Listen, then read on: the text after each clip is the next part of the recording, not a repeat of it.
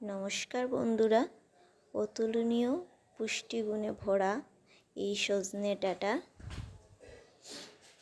শুধু পাতা নয়, সমস্তটাই অত্যন্ত উপকারী। সবজির পাশাপাশি এটা ঔষধিযুক্ত। এই বসন্তকালে সজনে ডাঁটা খুবই উপকারী। তো বন্ধুরা, এটা কিন্তু নানান রোগের ওষুধ বলে ধরা হয়। ডায়াবেটিস বা উচ্চ রক্তচাপের নিয়ন্ত্রণে সাহায্য করে। তো চলুন বন্ধুরা, আজকে আমি আপনাদের সাথে শেয়ার করব সজনে ডাঁটার একটা অত্যন্ত অতুলনীয় স্বাদের রেসিপি। তো প্রথমে আমি আলুকে হলুদের গুঁড়ো আর অল্প লবণ দিয়ে অল্প করে ভেজে নিচ্ছি।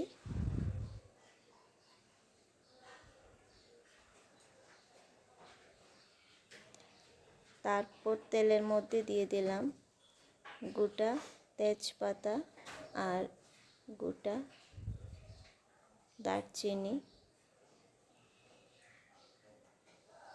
তার মধ্যে দিয়ে দিলাম পাঁচফোড়ন, আদা, কাঁচা লঙ্কা,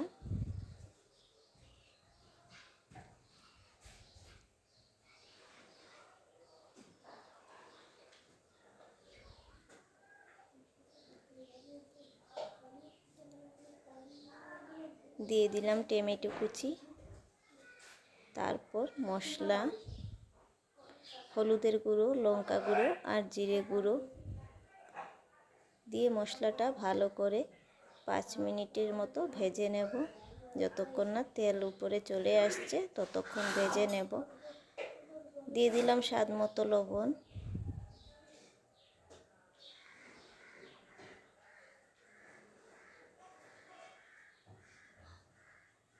যতক্ষণ না তেল উপরে চলে আসবে ততক্ষণ মশলাটা ভেজে নেব।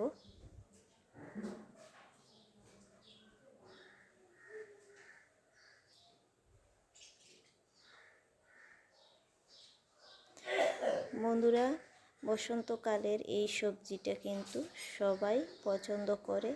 তো একবার এইভাবে যদি ট্রাই করেন, ঘরে বানিয়ে খেতে পারেন। নানান ওষুধের কাজ দিয়ে থাকে এই সজনে ডাঁটা।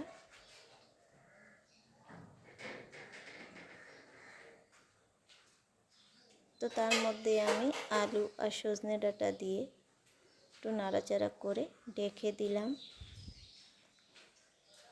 এবার ঢাকনাটা সরিয়ে দেখব কতটুকু হয়েছে।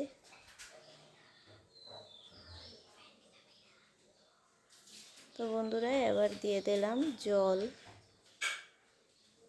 দিয়ে আরও কিছুক্ষণের মতো ঢাকনা দিয়ে রেখে দেব সিদ্ধ হওয়ার জন্য।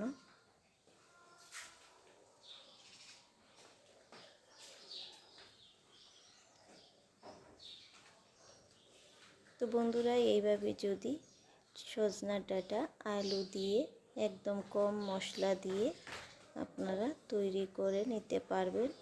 আর যদি এইভাবে তৈরি করেন তাহলে নানান রোগেরই জন্য উপকারী।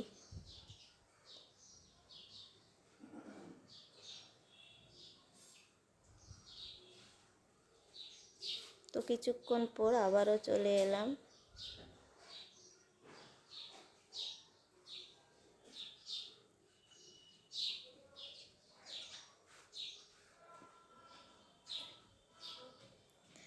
তো বন্ধুরা, ভিডিওটি যদি আপনাদের ভালো লাগে তাহলে লাইক, কমেন্ট, শেয়ার করতে ভুলবেন না, অবশ্য করবেন। আর চ্যানেলে যদি নতুন হয়ে থাকেন তাহলে চ্যানেলটি সাবস্ক্রাইব করে নেবেন আর পাশে থাকা বেল আইকনটি প্রেস করে দেবেন যাতে আমার নতুন নতুন ভিডিও আপনাদের কাছে পৌঁছে যেতে পারে। তো ঘরে অবশ্যই একবার ট্রাই করবেন আপনারা এইভাবে সজনা ডাঁটা চচ্চড়ি। চচ্চড়ি বলতে পারেন বা তরকারিও বলতে পারেন। আর এইভাবে রান্না করে খেলে নানান রোগেরই উপকারে আসে। তো থ্যাংক ইউ ফর ওয়াচিং।